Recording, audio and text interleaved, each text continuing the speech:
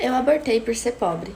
E eu sinceramente não me arrependo nem um pouco disso, mas vocês vão me entender, pelo menos eu espero que entendam quando ouvirem a minha história. Eu acho que eu não tenho nem que explicar muito, né? Eu já vim de uma família bem humilde mesmo, e com 14 anos eu comecei a me relacionar com meu namorado.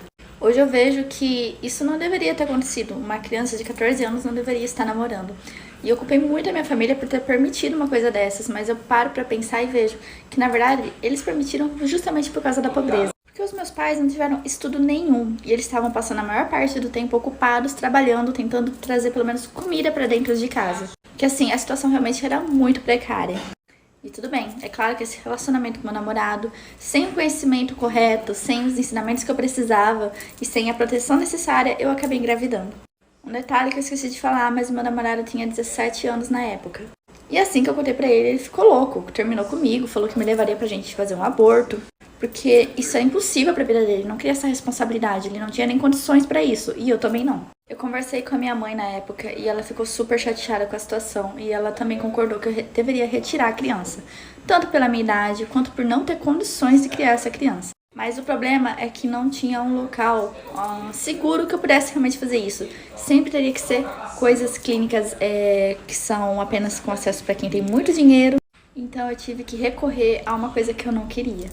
Algo que colocou a minha vida em risco e que foi muito doloroso pra mim. Então a minha mãe ouviu falar de uma mulher que ajudava com essa questão de fazer o aborto. É claro que eu tava morrendo de medo. Tipo, eu não queria ter aquele filho, eu não tava preparada, eu tinha só 14 anos. E também, mesmo que eu estivesse preparada, eu não tinha condições de ter um filho, manter esse filho. Mas sabe o que é pior? Você também não ter condições de retirar de uma forma segura. Então sim, eu tive que ir lá e fazer o aborto com aquela mulher, que era algo totalmente, assim, sem segurança nenhuma, gente. E eu ia sentir muita dor, e eu senti muita dor. Ela prepara a gente antes disso, fala que é uma coisa dolorosa. Realmente foi pra mim, eu fiquei com sequelas, foi algo assim que me marcou profundamente. E tanto que depois disso, eu nunca mais quis saber de ter filho na minha vida. Eu fui crescendo, claro, e eu coloquei na minha cabeça que eu não queria ter filho. Por causa da absurda dor que eu senti pra retirar um filho, eu não queria nem passar a dor de ter um, porque eu fiquei super traumatizada com essa situação, de verdade. E hoje eu vejo o quanto, tipo assim, era necessário que eu tivesse acesso, pelo menos, a fazer isso de uma forma segura. Porque eu, pobre, 14 anos, sem um pingo de juízo, com pais mais humildes e simples ainda, que também não tinham um pingo de ensinamento pra me passar, que não tiveram nenhum tipo de educação, eles não tiveram acesso à escola, nada. Hoje, quando eu conto essa história, as pessoas me julgam, sabe? Falam que eu deveria ter tentado porque eu já era grandinha, eu fui grandinha pra fazer, por que eu não fui grandinha pra criar uma criança? Só que se eu tivesse ficado com essa criança, gente, não bastando eu não ter a cabeça pra isso, eu e essa criança iríamos passar fome juntas. Essa criança também iria crescer na pobreza, sem ensinamento, sem educação, e o ciclo iria continuar. Por isso, por mais que eu seja bem julgada, é uma decisão da qual eu não me arrependo na minha vida. Eu só, assim, que gostaria que tivesse tido uma forma de fazer isso de uma forma segura pra mim, sem eu precisar ter muito dinheiro pra conseguir. Pra ter acesso a uma segurança, a uma clínica especializada, realmente. Tô errada por terminar a minha amizade com a minha amiga por conta de um vestido de casamento. Ei, tem história nova. Bom, essa minha amiga é uma amiga que eu conheci no ensino médio e nós, mesmo depois de terminar, né, o ensino médio, nós continuamos amigas até a fase adulta. Apesar de que eu fui para uma faculdade, fiz o curso, ela foi para outra, fez outro curso, mas a nossa amizade sempre permaneceu muito. E assim, a minha família no geral não gostava muito dela, sabe? Inclusive até alguns namorados que eu tive antes do meu atual marido também implicavam muito com ela, falando que ela não era minha amiga e tal, que era para abrir os olhos e tudo. Mas é aquela coisa, né? A gente pensa que não vai acontecer, que quem tá perto é amigo e tal, a gente fecha os olhos de uma tal forma até acontecer alguma coisa que realmente é complicado. Pois bem, eu fui pedida em casamento, primeiro que essa minha amiga, e logo depois ela foi pedida em casamento pelo marido dela, né?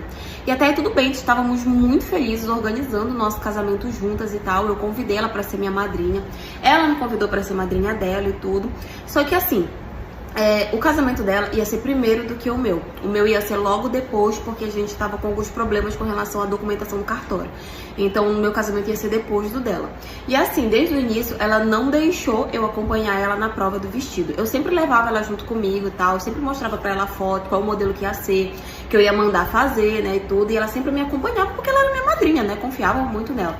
Só que ela não deixava eu ir com ela pra ver o vestido dela, porque ela falava que ninguém ia ver além dela, porque ia ser uma surpresa, porque era um modelo diferente e tal, e ela queria fazer uma surpresa pra todo mundo. E eu super respeitei, né, gente? Se ela não queria, não queria. E ela falava pra mim que ninguém via, era só ela. Então aí tava tudo certo, né?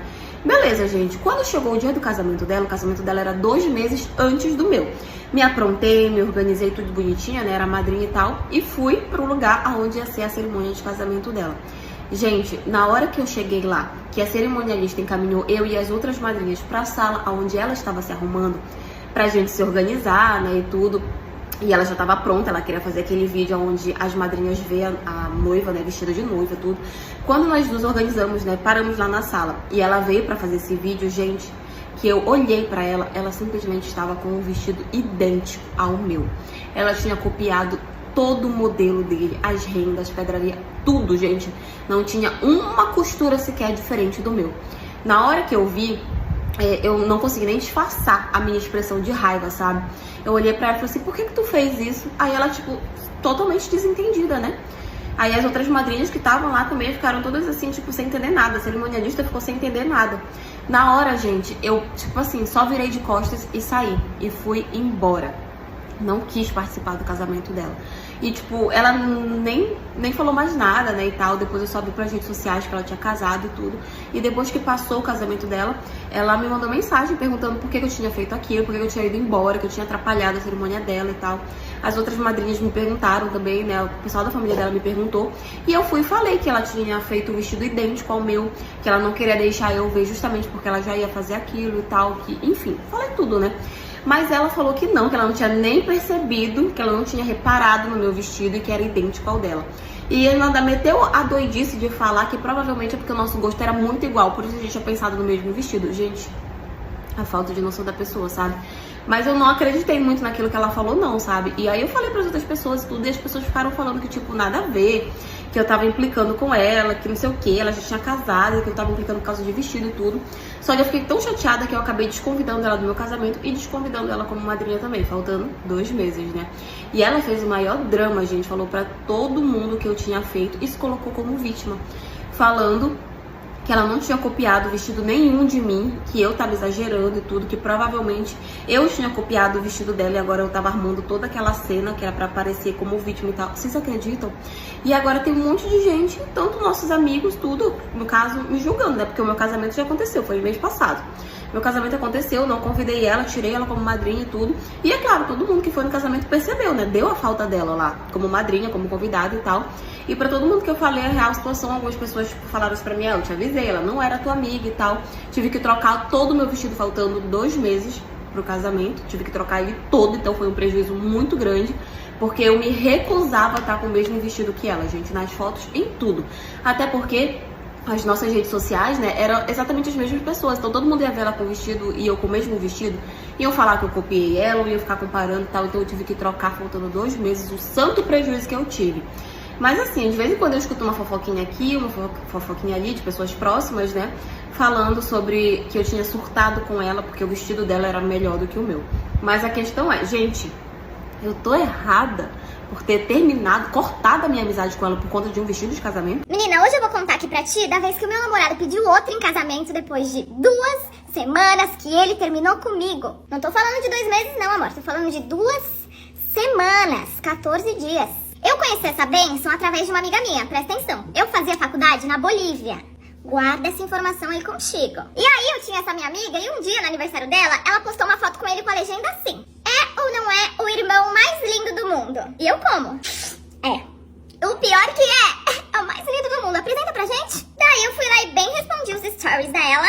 Falei, é o irmão mais lindo do mundo, parabéns. E aí nisso ela me passou todas as informações, passou o Instagram dele, eu segui ele me seguiu de volta, falei, tô dentro. Aí, menina, passou 2 dias, que eu também não tenho paciência. Passou 2 dias, ele não me mandou mensagem. Aí eu fui lá e mandei mensagem pra ele. Eu falei bem assim pra ele, então é você que é o irmão bonito da Cat? E a partir disso que começou o meu filme de terror, porque a gente começou a conversar e não parou mais. E é aí que a gente pensa, né? Às vezes a gente ser uma mulher de atitude acaba saindo muito caro, muito caro. Só que, detalhe, gente, coisa pouca. A gente morava a sei lá quantos 1000 quilômetros de distância. Porque eu morava na Bolívia e ele morava aqui no país Brasil. Então era uma coisa inviável. Mas o que era 1000 quilômetros de distâncias comparado ao nosso amor? né? Comparado à nossa paixão, ao fogo da paixão que tinha em nossos corações. Nada, né? Sabe? O que era, sei lá quantos mil quilômetros de distância, comparado à minha vontade de ser otária? Nada. E aí seguimos conversando todos os dias e programando o nosso tão sonhado encontro. E a princípio, o combinado era ele ir pra Bolívia me ver, porque era mais cômodo, visto que eu era apenas uma mera estudante, né? Ele tinha bagaça, entendeu? Ele era empresário, que não sei o que lá. E ele tinha família na Bolívia também. Então, gente, é isso. Venha pra Bolívia. Só que aí também, o que acontece? Sempre tinha uma desculpa. Ai, que não sei o que lá, que meu carro quebrou.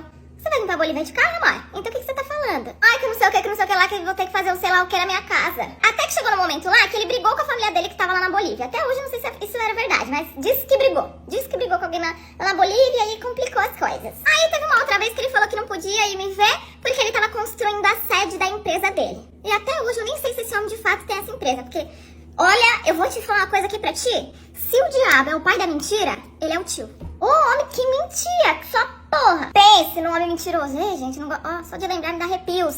Arrepios. E eu super compreensiva, porque, galeras, o nosso relacionamento era algo assim, ó, pro futuro. Algo futurístico, entendeu? Eu tava pensando além, lá na frente. Porque, além de tudo isso, ele era cristão. Ele era dos cristãos. Então, a gente falava de filhos, a gente falava de casamento, a gente falava de coisas, ó, pra frente. Então, o que eram detalhes? Eu tava pensando na minha família. A gente ficava o dia inteiro conversando, a gente dormia em chamada de vídeo, a gente passava o final de semana inteiro em chamada de vídeo. Era bem um web namoro mesmo, era bem um webzão. E aí, por ele ser cristão da igreja, ele não saía muito, ele não bebia, ele não curtia festas, baladas, não tinha muitos amigos.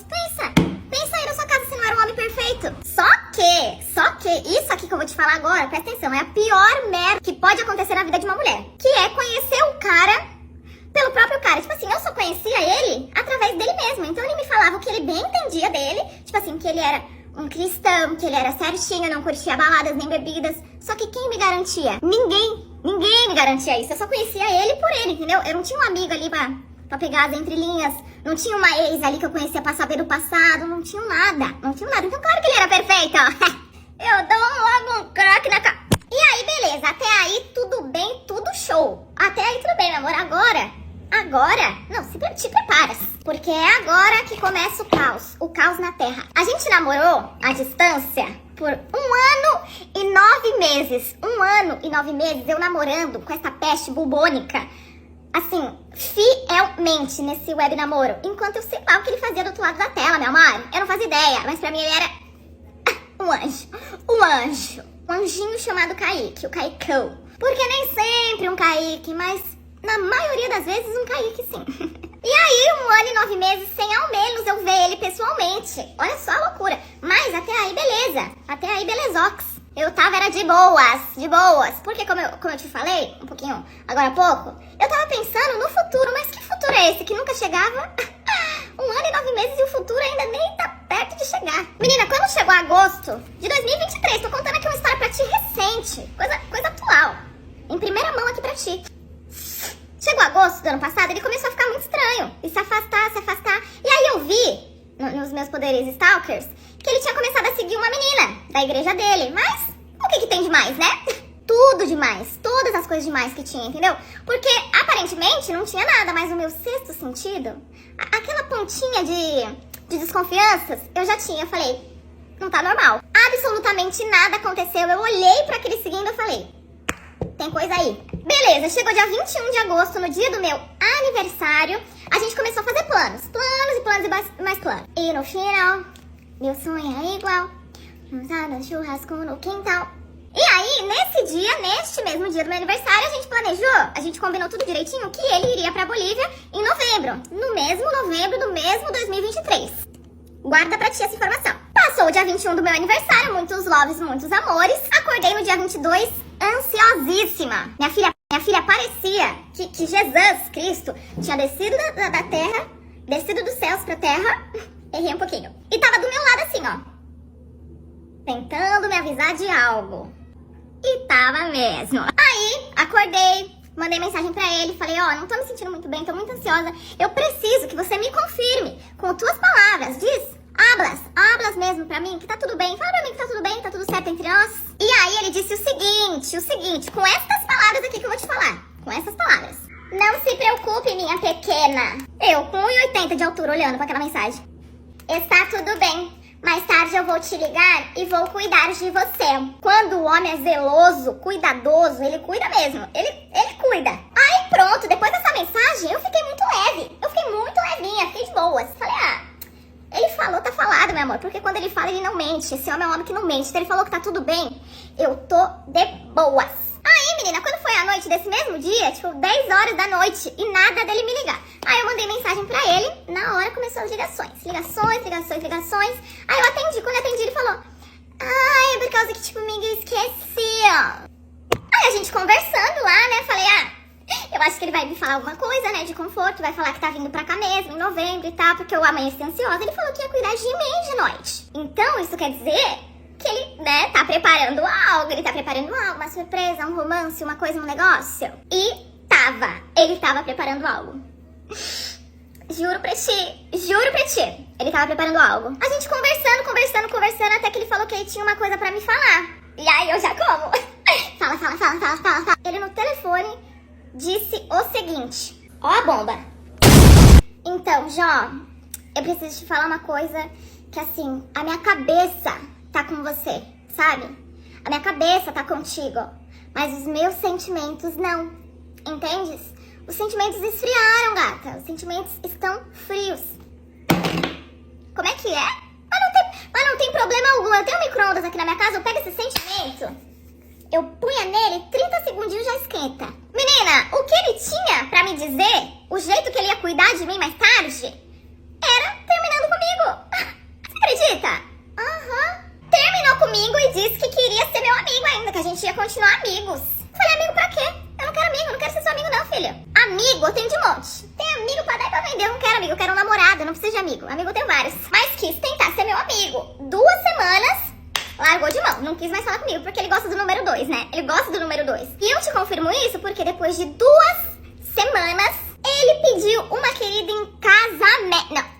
Não sei se você entendeu direito, eu tô falando casamento. Casamento ele pediu. E eu te digo mais, era aquela abençoada que ele tinha seguido. E casaram, tá? Casaram mesmo. E eu te digo que hoje, tô falando de hoje, dia 22 de janeiro, eles estão fazendo 5 dias de casados. Ai, gente, mano, é tão fofinho. Eu fui uma otária, entendeu? Eu fui uma otária sem ao menos beijar na boca do abençoado. Tipo assim, 1 ano e 9 meses sendo uma otária. E nem beijei na boca do indivíduo. É uma beleza, é uma graça. E a partir de agora, toda vez que você pensar, meu Deus, tô sendo uma otária, lembra de mim, tá? Lembra de mim pra te dar um conforto aí no teu coração. Deixa eu contar uma coisa pra vocês. A dona da casa onde eu morava, ela colocou uma câmera na minha casa só pra ela ver o meu marido. Recentemente, eu e meu marido precisamos mudar de casa. Então começamos a procurar, né, casa pra alugar, até que eu achei uma que eu gostei bastante. E o melhor dessa casa é que ela era direto com o dono. Então, assim, a dona da casa que estava alugando, ela não tinha tantas exigências assim para poder alugar. A dona dessa casa, ela é bem jovem. E o dia que a gente foi ver a casa para alugar, ela foi super simpática. Ela disse que sentiu uma energia muito boa vindo da gente. E como ela também morava próximo ali, ela falou que queria colocar pessoas assim do bem para poder morar ali. Eu confesso que eu fiquei um pouco com ciúmes dessa simpatia toda dela. Mas hoje pensando, eu acho que não era nem meu ciúmes, era o meu alertinha já mesmo me alertando. Até porque, além de simpática, ela era, tipo, bonita também. Então, me bateu um certo ciúmes. Só que eu não comentei nada com o meu marido. Eu não falei que eu fiquei com ciúmes, eu não falei nada. Eu só falei pro meu marido que eu queria pensar mais um pouco, porque eu não tinha certeza se eu tinha gostado. Só que se passou uns dias e eu não consegui achar uma outra casa. Então, eu liguei pra essa moça, né, pra dona dessa casa, e eu falei pra ela que a gente ia ficar com a casa. Nossa, ela ficou super feliz, ela disse que a gente ia amar morar ali. Tá bom, passou uns dias, assinamos o contrato e nos mudamos. E nesse dia mesmo que a gente mudou, essa vizinha, né, no caso a dona da casa onde eu ia morar, ela fez um café da tarde e ela convidou a gente para comer. E de tanta insistência a gente foi. Só que assim que a gente chegou lá na casa dela, o marido dela também estava. Então ali eu fiquei um pouquinho mais de boa, porque eu vi que ela era casada. Eis que os dias foram se passando, e tudo o que essa vizinha, tudo que a dona, né, dessa casa, ela fazia pra comer, ela levava um pouco pra mim. Tudo, gente, tudo. Isso quando ela não chamava pra comer lá na casa dela, só que eu nunca aceitei. Enfim, se passaram alguns meses e um certo dia eu cheguei em casa do trabalho e eu fui acender as luzes pra poder entrar. E nesse dia o meu marido estava trabalhando de noite, então eu estava sozinha. Naquele dia o meu marido estava trabalhando de noite, então eu estava sozinha. E assim que eu fui acender a luz da sala para eu poder entrar, eu ouvi um cochicho, uma conversinha vindo da janela da minha cozinha. E a janela da minha cozinha dava para ouvir tudo da casa dela, porque assim, era a minha casa, um terreno vazio bem grande e depois já era a casa dela. Só que como era de esquina, dava eco, dava para eu ouvir tudo. Então, em vez de eu acender a luz, eu fui ouvir esse cochicho. Fiquei bem quietinha ali na janela, bem me concentrando para poder ouvir tudo. E ali eu ouvi a dona da minha casa falando sobre o meu marido. Ela falava que desde o primeiro dia que ela viu o meu marido, que ela se apaixonou. Disse que não estava aguentando de vontade dele e que ela sentava assim sem cansar. E ela ainda disse que já que o marido dela não comia ela, que ela dava para outro. Gente, eu tô contando para vocês aqui, eu tô lembrando, tá me subindo uma raiva. Mas isso não é nada. Por último, sabe o que ela disse? Ela disse assim, o foda, amiga, contando pra alguém que estava com ela. O foda, amiga, é que ela dá o falando de mim. Só que quando ela falou isso, eu pensei assim, como que essa mulher sabe? Nunca contei pra ela nada da minha intimidade. Não sou nem louca disso. Ainda bem que eu coloquei minha cabeça pra funcionar e eu consegui gravar. Não saiu perfeita a gravação por conta de que, tipo, não tava tão nítida a conversa, mas deu pra pegar umas partes assim, deu pra entender bem. Na hora, eu desconfiei do meu marido. Nossa, super desconfiei dele. Liguei pra ele, contei o que tinha acontecido e tadinho, gente. Ele entrou em pânico, ele jurou pela mãe dele que ele não sabia de nada. Nisso, o meu marido brincando falou assim, amor, do jeito que essa mulher é doida, vai que ela colocou câmeras aí em casa. E começou a rir, tipo, brincando. E quando ele falou aquilo, nossa, na hora já saí pela casa, caçando câmera pela casa inteira. E eu achei. Quando eu achei aquela câmera, liguei pro meu marido de chamada de vídeo e falei pra ele assim, você não vai acreditar. E ele, de novo, brincando, falou assim pra mim, achou a câmera? Foi então que eu mostrei a câmera pra ele. Gente, na mesma hora, ele saiu do trabalho e veio direto pra casa. O corredor que tinha naquela casa, que ligava o quarto do banheiro, pegava tudo mesmo do meu quarto. E ali naquela lâmpada tinha um lustre com várias lâmpadas e vários enfeites. E ela escondeu a câmera justo ali. Gente, nunca que eu ia achar aquilo. Eu ia achar quando eu fosse limpar, só que eu não limpava aquilo com frequência. Nisso, meu marido chegou em casa e já chamamos a polícia. Assim que a polícia chegou, não mexemos na câmera, deixamos lá. A polícia perguntou se eu desconfiava de alguém que tivesse acesso à minha casa. Eu falei que ninguém tinha acesso. E aí eu falei pro policial, eu tenho uma gravação, não posso acusar ninguém porque eu não sei se isso é uma prova, não sei se isso vai adiantar de prova. Mostrei a gravação pro policial, expliquei a situação, como eu consegui gravar aquilo. E resumindo, fomos todos pra delegacia, até a vizinha. E lá ela acabou confirmando que foi ela. Na verdade, ela deu a desculpa de que ela colocava a câmera nas casas para que ela pudesse ver se o inquilino tava, tipo, cuidando da casa dela. Mas sabe o que aconteceu? Nada, porque ela pagou fiança e ela saiu. Eu sei que no dia seguinte, de tanta raiva, postei no Facebook, postei nos grupos, tipo, todos os grupos da cidade. Gente, eu saí batendo casa por casa. Exatamente, a louca. Casa por casa daquele bairro, eu saía contando pra todo mundo. Eu batia nas casas, eu contava o que acontecia e no final eu falava, cuidado, hein, porque ela é louca. Eu sei que um certo dia foi um monte de gente na porta da casa dela querendo catar ela, só que óbvio que ela não saiu. Na verdade, depois disso que aconteceu, ela nunca mais saiu na rua. Tudo que ela precisa comprar, ela pede pra entregar. E é claro que eu me mudei, ela teve que dar, né, os aluguéis adiantados que eu tinha pago. Gente, é uma, tipo assim, ó, é uma situação extremamente bizarra. Eu nunca tinha passado por uma situação dessa. O mais nojento e bizarro é que essa mulher ficava vendo eu com o meu marido, gente. Nossa, que mulher nojenta.